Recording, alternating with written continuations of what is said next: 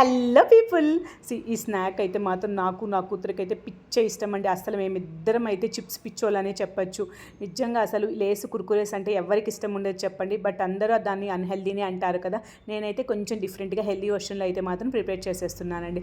ఏం లేదండి, దీంట్లోకి అయితే మాత్రం ఒక హాఫ్ ఆనియన్, హాఫ్ టమోటో, ఒక కీర, అలాగే ఒక హాఫ్ స్వీట్ కార్న్ అయితే తీసేసుకుని సన్నగా అయితే మాత్రం చాప్ చేసేసుకోవాలి.